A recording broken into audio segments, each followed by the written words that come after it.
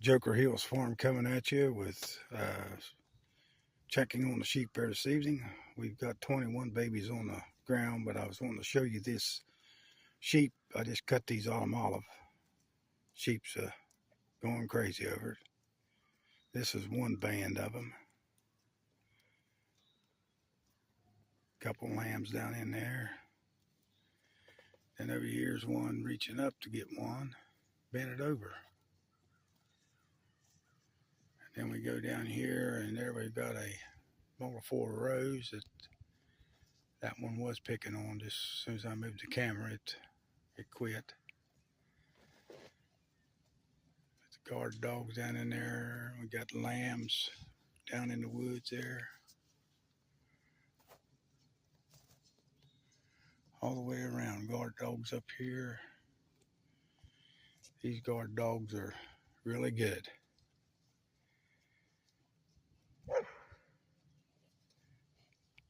Heard something I didn't like.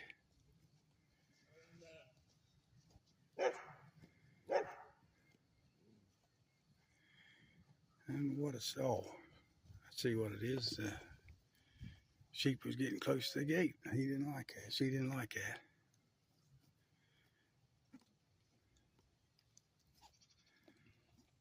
There's this one.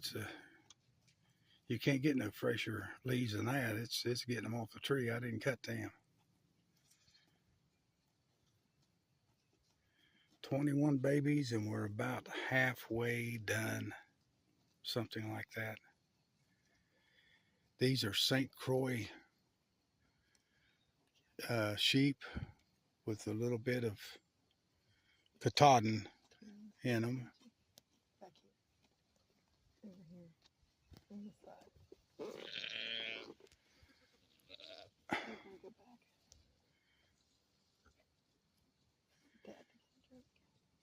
back. I think these little lambs had to come over here and get them a little drink. There's that one. We've seen these things eating at 3 days old. They'd eat some olive leaves. It's unbelievable.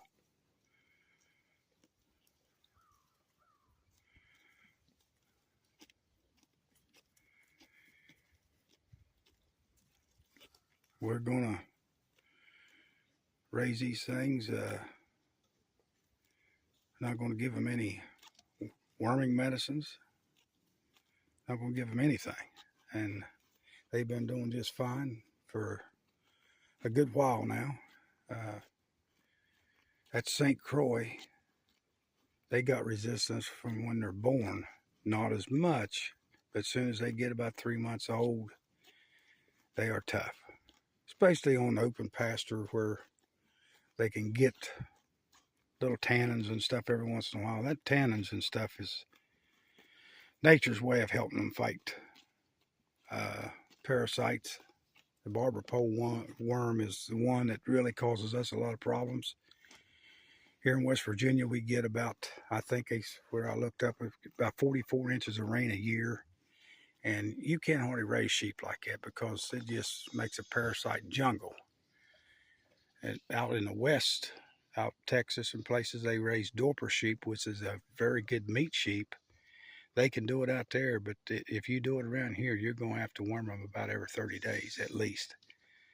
And if you get an overload of them, you just got to keep working with them until you finally get them cleared up, and hope the medicines hope they don't get built up resistance to it. So it's a concern.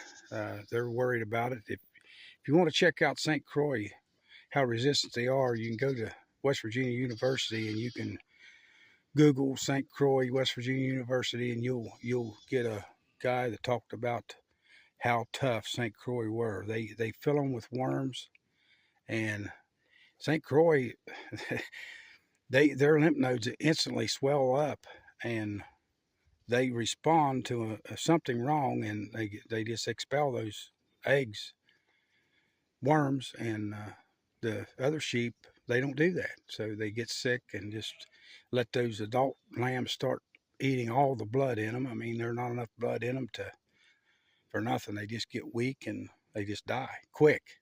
Don't take very long. I think those eggs can or the larvae or the worms can lay like 10,000 eggs a day.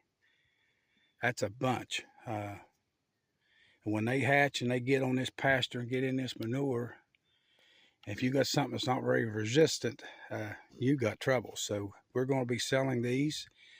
I want them so people can eat them and not know that they don't have any kind of medicines in them.